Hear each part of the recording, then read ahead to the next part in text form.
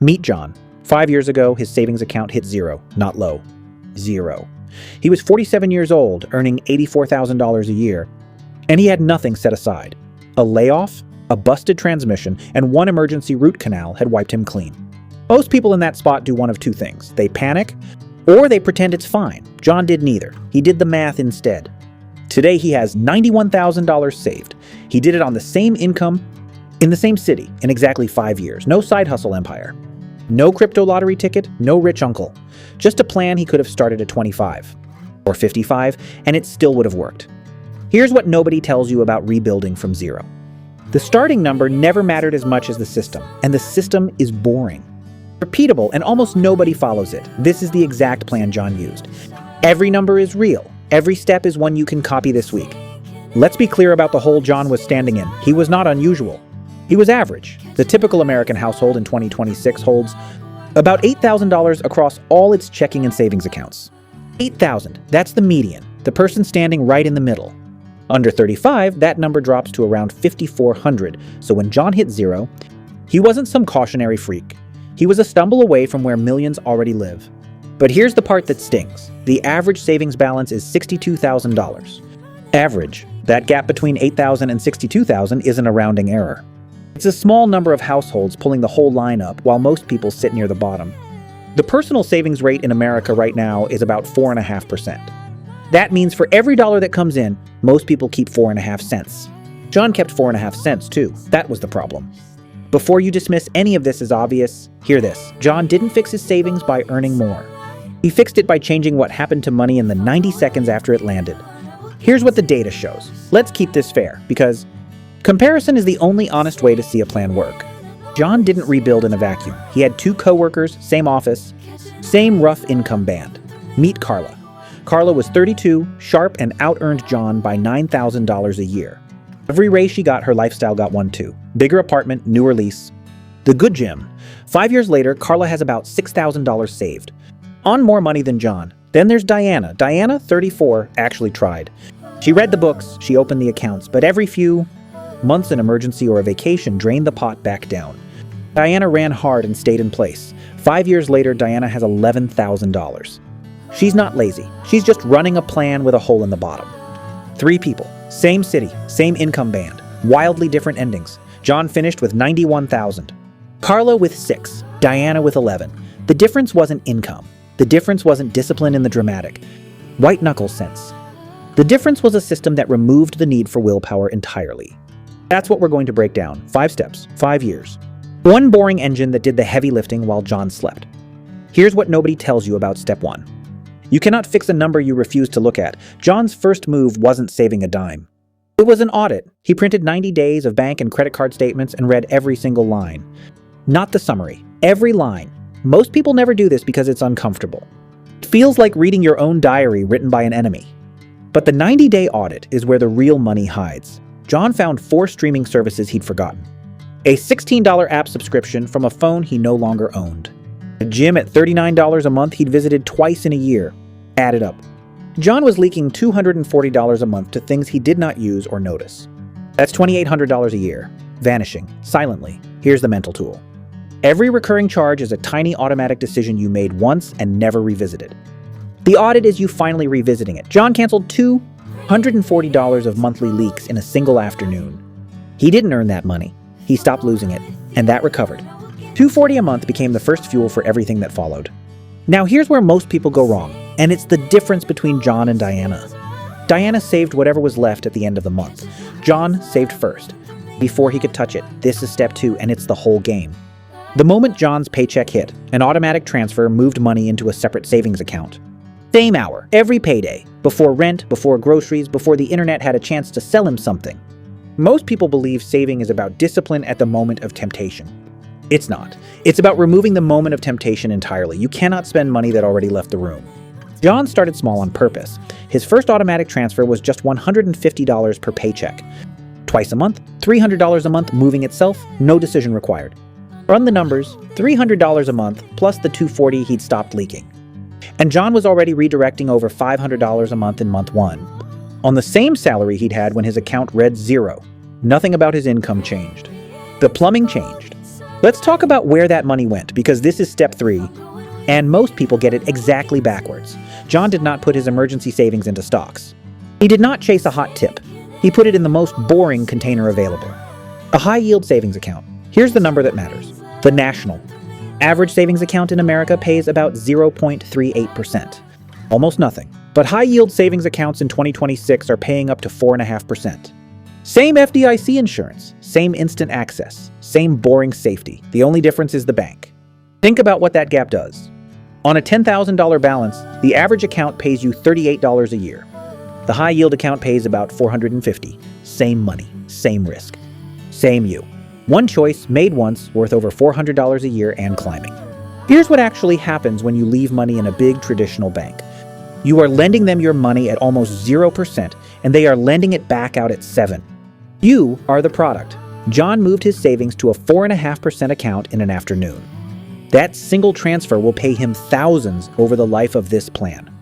It required no skill. It required knowing the gap exists. Here's what nobody tells you about step 4, and it's the one that quietly did the most work. John raised his savings rate every single time his income went up, not his lifestyle, his savings rate. This is the latter, and it's the exact opposite of what Carla did. When John got a 3% raise, roughly $2,000 a year, he didn't upgrade his car, he upgraded his transfer. His automatic savings went from $300 a month to $400. When a small bonus landed, half of it went straight to savings before it ever felt real.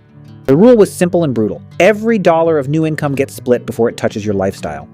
Most people do the reverse. They get a raise and their spending rises to meet it within 1 month. Economists have a name for this: lifestyle inflation. It's the reason someone can earn twice as much and save exactly the same. Carla is proof. She made more than John every single year and finished with a fraction of his savings. Because every raise became a nicer version of the same life. John's raises became freedom instead. By year 5, John's automatic transfer had climbed to $700 a month. Same job. He just refused to let his spending grow faster than his saving. Now let's break down the boring middle, because this is where Diana kept failing and John didn't. The middle years of any 5-year plan are where motivation dies. There's no dramatic before and after yet. There's just the grind. Month 18 looks exactly like month 17. This is where most people quit. Here's what John understood. The plan was designed so that quitting was harder than continuing. The transfers were automatic. The leaks were already sealed. The account was already earning 4.5%. To fail, John would have had to actively log in and turn things off. Inertia, which had been his enemy at 0, was now working for him. Most people think building wealth requires constant heroic effort. It doesn't. It requires a good system set up once, and then defended from your own worst impulses. John's only job in years 2, 3, and 4 was to not touch it, to let the automation run. To resist the upgrade, the impulse, the very reasonable sounding reason to pause the transfer just this once. Every time he resisted, the machine kept feeding itself. That's the secret the finance gurus skip. The hard part isn't starting. It's doing nothing while the boring plan works. Let's put real numbers on those middle years, because this is where the compounding quietly showed up. By the end of year 1, John had about $6,100 saved. Not life-changing, but it was $6,100 more than 0, and it was earning interest. By the end of year 2, he crossed $14,000. Notice the jump. He didn't just add another $6,000. The interest was now working alongside the deposits. By year 3, John passed $24,000. Now the 4.5% was paying him over $1,000 a year on its own for doing nothing. His money had started earning a paycheck of its own. Here's the part people miss about the middle. The account doesn't grow in a straight line. It grows like a snowball, slow at the top of the hill, then faster and faster. John's deposits stayed roughly the same, but the total climbed quicker each year because the interest kept stacking on top of interest. This is compounding, and it only rewards the people who stay in the game long enough to see it wake up. Most people quit in year 2, right before it gets good. Let's talk about the emergencies, because they came for John too. In year 3, his water heater died. $2,000 gone in a weekend. In year 4, a medical bill for $1,400. This is the exact moment that sank Diana every single time. An emergency hits, the savings drain, and the plan resets to 0. Here's what John did differently. He'd split his savings into 2 buckets from the start. One bucket was the emergency fund, sized to cover 6 months of essential expenses, about $18,000 for him. The second bucket was his long-term rebuild. When the water heater died, he drew from the emergency bucket, not the rebuild. Then he did the critical thing. He treated refilling that bucket as the top priority for the next 2 months, then returned to normal. The emergency was a detour, not a demolition. Most people don't separate these buckets, so every emergency feels like total failure. It isn't. An emergency fund that gets used isn't broken. It's doing its job. The failure is having no bucket at all and letting a $2,000 repair go on a 24% credit card, where it quietly triples. Speaking of that credit card, let's break down the trap that keeps most rebuild plans permanently stuck. The average credit card interest rate in America is now north of 21%. Think about what that means next to a savings account. John's savings earned 4.5%. Credit card debt charges 21. If you're saving at 4 while carrying a balance at 21, you are not building wealth. You are bailing water out of a sinking boat with a smaller bucket than the leak.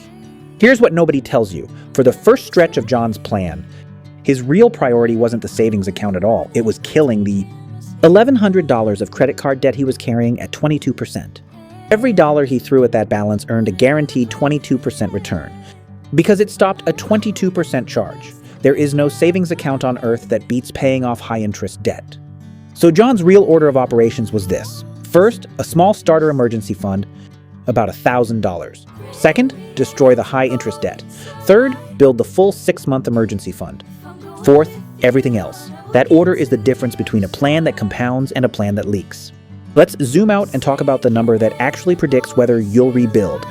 Because it surprised John too. It wasn't his income. It wasn't his interest rate. It was his savings rate, the percentage of income he kept.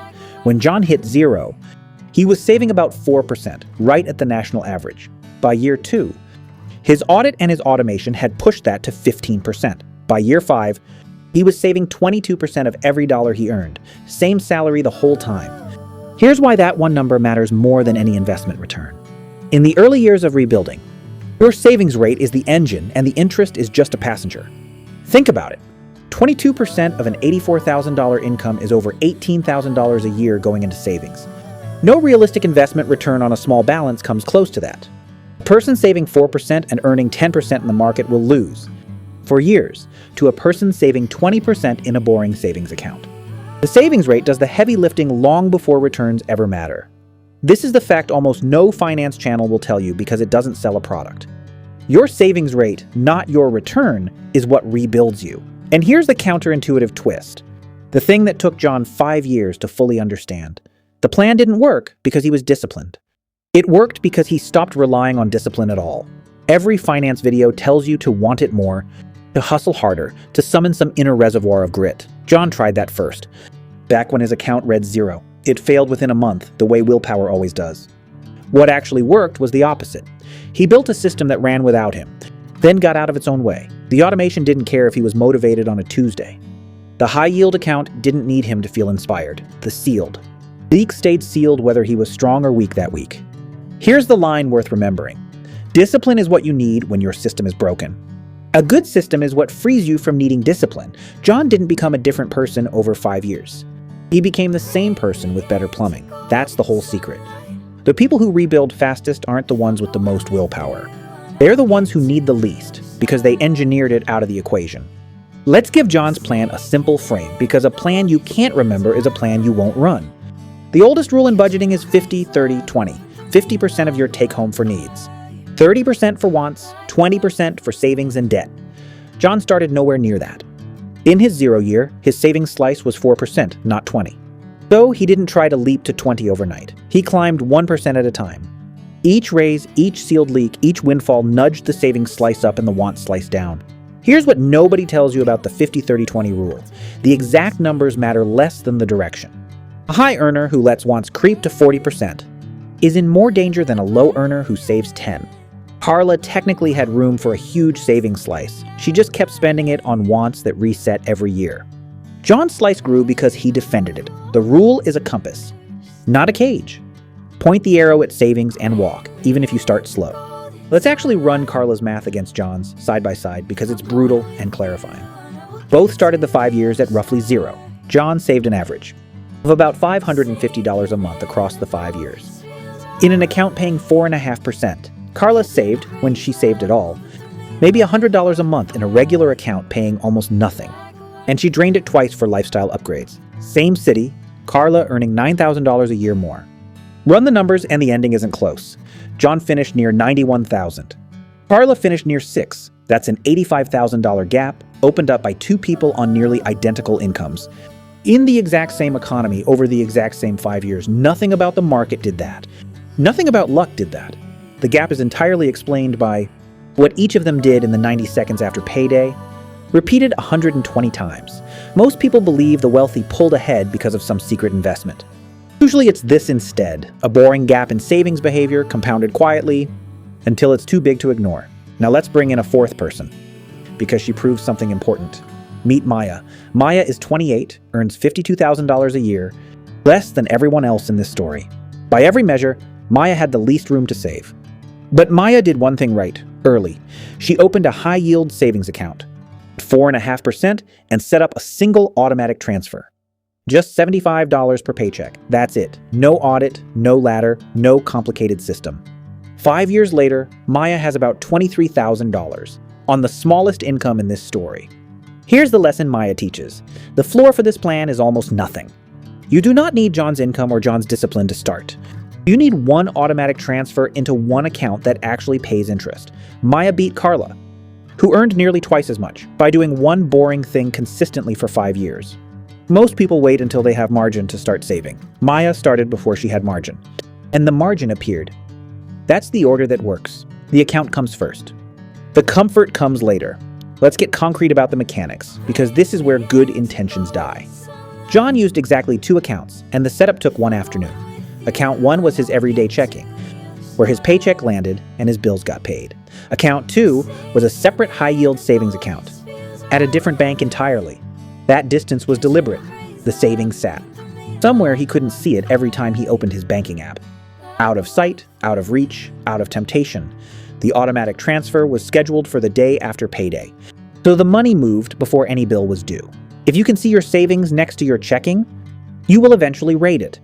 John made his savings slightly annoying to access on purpose. 2 clicks became 2 days, and 2 days is usually long enough for an impulse to pass. Here's the mental tool. Friction is your friend when it protects you from yourself. Most people optimize for convenience and wonder why the balance never grows. John optimized for a tiny amount of inconvenience, and it guarded 5 years of progress. Now let's kill the biggest objection, the one you're probably thinking right now.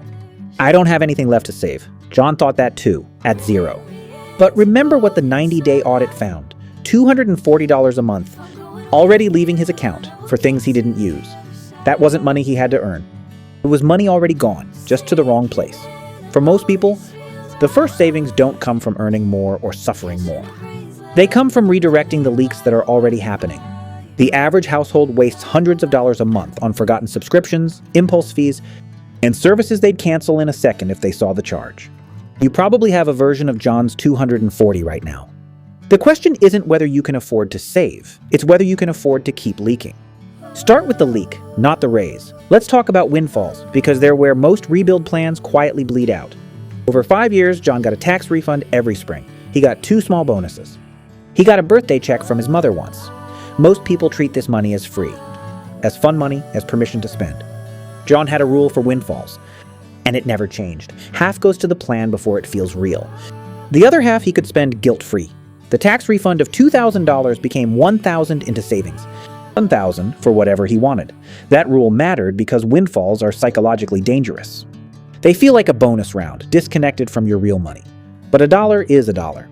Over 5 years, John's windfalls alone added roughly $6,000 to his total. Money that Carla spent entirely and never saw again. The people who rebuild fastest don't treat found money as different money. They treat every dollar the same, whether it arrived on payday or by surprise. Let's return to the acceleration. Because years 4 and 5 are where this plan stops feeling like a grind and starts feeling like a gift. By the start of year 4, John had over $36,000 saved. The interest alone was now paying him roughly $1,600 a year. Think about that. His money was earning more per year than his entire savings balance had been at the end of year 1. That's the snowball waking up. By year 5, John's transfers were larger. His balance was larger, and the interest on top was larger still. All 3 forces pushed in the same direction at once. The account crossed $60,000, then $70,000, then closed the year near $91,000. The last year added more than the first 3 combined. This is why quitting early is so tragically common and so expensive. Most people bail in the flat, boring stretch of years 1 and 2, and they never reach the part where the machine starts paying them real money. The reward for staying isn't linear, it's backloaded, and it's enormous. So what does John's finish line actually look like? $91,000, built on an income that never broke 6 figures, in a city that isn't cheap, starting from a balance of 0 at age 47. He has a 6-month emergency fund that lets him sleep. He has money earning 4.5% while he does nothing. And most importantly, he has a machine that will keep running for the next 5 years. And the 5 after that, whether he thinks about it or not. Carla, on more money, has $6,000. Diana, who tried harder in the dramatic sense, has $11,000. The gap between them was never talent or luck or income. It was a system, set up once and defended. So here's your one question. The next time someone tells you they can't save on their income, ask them what happens in the 90 seconds after their paycheck lands.